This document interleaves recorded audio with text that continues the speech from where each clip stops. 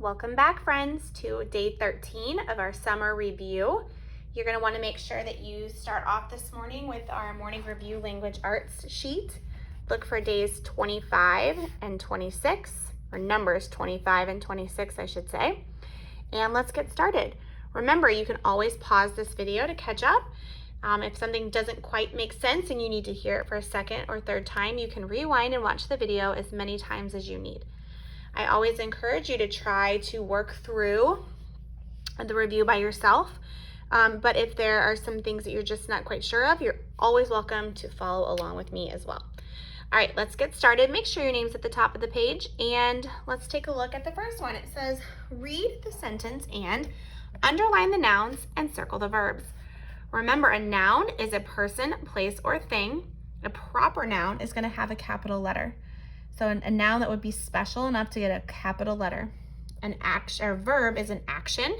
It's doing something. It's a doing word. We know that we can have past, present, future verbs. And we know that with nouns, we learned this week that they can be singular, meaning one. For example, a dress. Or we can have plural nouns, meaning more than one, such as dresses. So let's go ahead and get started. It says, underline the nouns, circle the verbs. So Jared would be a noun. He's a person. Let's read it first. Jared and Bo ride the bus to Walmart and buy Dawn soap. So Jared and Bo would be a noun. Rode is an action. They're doing something, right? The bus, noun. To Walmart, proper noun. To buy, if you're buying, you're actually doing something, right? And then Dawn soap is going to be a noun. Dawn and then soap. Okay, it's a type of soap. So it should look like that. It says write a proper noun from the sentence. So we're gonna put, you can do Jared, Bo, or Walmart.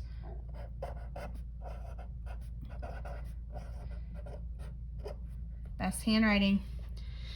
Okay, it says check one. Is Walmart a person, a place, a thing, or an idea? It's a place. Now, if you chose Jared or Bo, they're not a place. They are a person, so you'll want to check that. Okay, Dawn soap would be a thing, right? Okay. The next one says make the word plural, add S or ES. Now, we learned yesterday that in order to add an ES to the end of the word, we needed these letter combinations at the end of the word.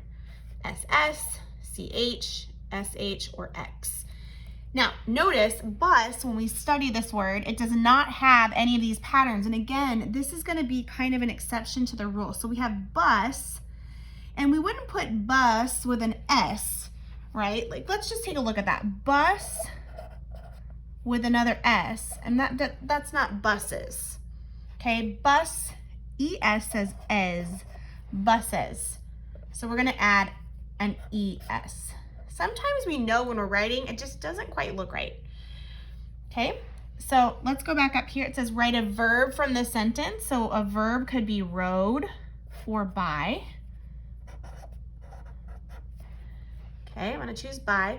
And the last one says write two words from the sentence that have the long O sound. Remember, we had O with the magic E, we had OW this week, and we had OA. Okay, so let's see if I can find any of those words. I see road, R-O-D-E, and that has that long O, silent E combination. And then we have soap, that has that OA in the middle of the word. Again, remember we had talked about it a while back. It's interesting to see where some of these letter combinations fall. OA always seems to fall right in the middle. It's squished in the middle of two consonants, typically in the middle of a word. OW, we noticed, just like AY, when AY says A, it falls kind of at the end of the word, right? So start to look for patterns. Be a word collector, be an investigator of words. Look at them closely, study their patterns. It's quite fascinating if you really think about it. Okay, let's look down here. It says use a word in the box to complete each sentence. So we have the word group, ready, high, and once. It's time to get blank for school. It's time to get ready.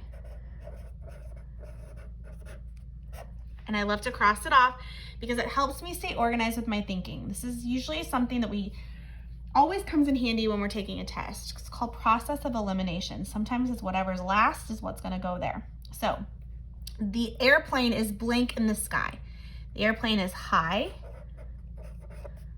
in the sky. Our blank is performing next, our group.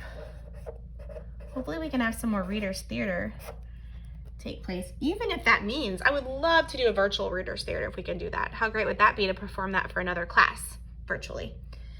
I got the flu once. Let's hope nobody gets the flu right now. When I had it last year, it was not fun. Okay, let's take a look down here. It says, will you wear your Nike shoes? What do you notice about the sentence?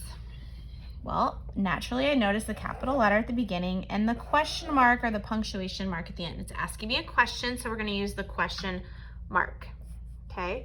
Will you wear your Nike, the capital letter for Nike, shoes? We've got a proper noun right here, and then the shoes would be a regular noun, but Nike shoes, that's the proper part. All right, let's take a look over here. One of my favorite parts. Again, I challenge you to either use some of this vocabulary in your writing or see if you can impress your parents. So it says, read each sentence, use the prefix dis, which we know means not, to make a new word.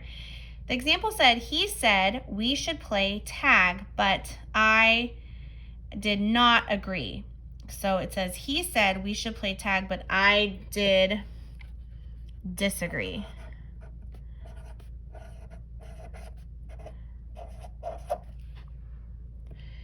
I do not like eating Brussels sprouts for dinner. I do dislike eating Brussels sprouts for dinner. The magician made the rabbit not appear. The magician made the rabbit disappear. See if you can use those in some of your writing and or use them when speaking with your parents. All right, go ahead and check your work with mine. Make sure that it all makes sense. And when you're ready and you feel comfortable, you can move over to our math morning review for the day, which looks like this. It's got some cherries on the top. And you'll also notice that you should see the numbers 25 and 26 again. Okay, let's take a peek at this. It says, make sure your name's on the top. It says, draw the missing pictures, then write the answer. So we have 10 sets of 2. So we've got cherries up here. So there should be cherries here. So I'm gonna go ahead and draw just circles for my cherries, kind of make it go quicker. They don't have to be perfect here. All right, so we have 10 sets of 2. So this is really 10 times 2. So 2, 4, 6, 8, 10. Well, 2, 4, 6, 8, 10. So 10 plus 10 is 20. Let's take a look at this number story right here. It says Zoe hung up 11 signs. So we're going to circle the number, 11 signs for the school talent show. Holbert hung up 18 signs. So we know that signs is our unit, obviously here, right? How many more signs did Holbert hang? So that is going to tell us we've got to do some subtracting. Holbert hung out 18. So 18 minus Zoe's 11. So how many more did he hang? So 18 minus 11. Well, I could take 11 and I could count up to 18, couldn't I? 11, 12, 13, 14, 15, 16, 17, 18. 5 plus 2 more, 7. 7 more signs. If you wanted to stack this, you could do 18 minus 11. See right there? 8 minus 1 is 7. 1 minus 1 is 0, but we don't put the 0 there. Okay? Moving on over. If I'm going too fast, pause the video. This one says in the corner, solve the problem and explain your thinking. each vase can hold 4 flowers. How many vases are needed for 16 flowers? Okay, so this is really a division problem here. So we have 16 flowers and each vase can hold 4. So I'm gonna make an array. So we've got 1, 2, 3, 4 flowers in this vase. 4, 5, 6, 7, 8, 9, 10, 11, 12, 13, 14, 15, 16. There are my vases. I had 16 flowers and I had to fit them into vases. Each vase could hold 4. So how many vases are needed? 4 vases.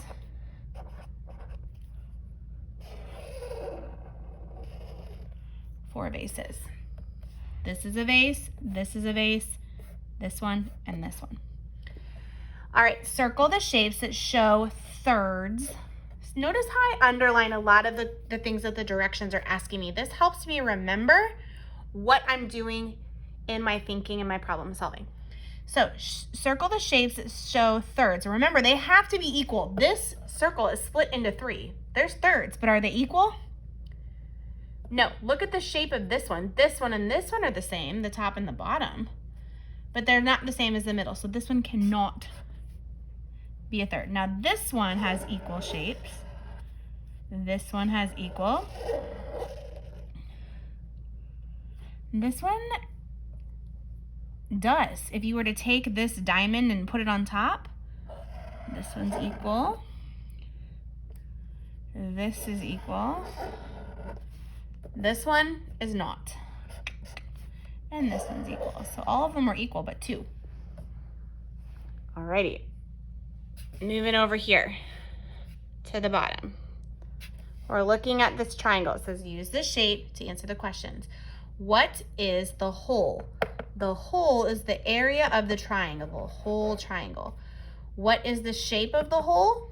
A triangle.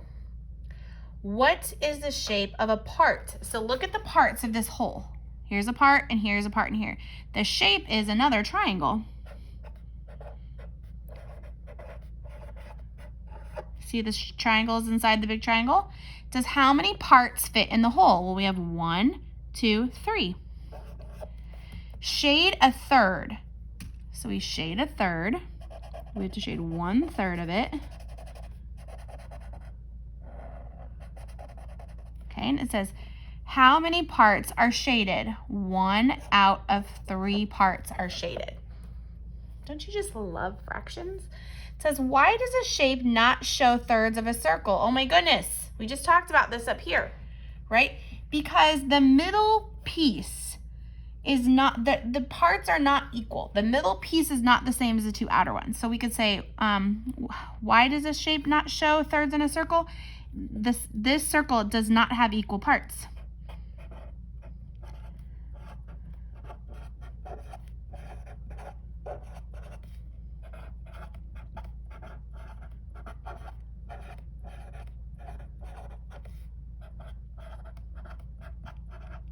Right? They're different shapes. Moving over here, it looks like we have some stamps, stamp collection. We've got an array. Do you guys see it? It says, Elena collects stamps. This is a page from her stamp book. There are blank rows of stamps. So here are the rows. 1, 2, 3. There are 3 rows of stamps.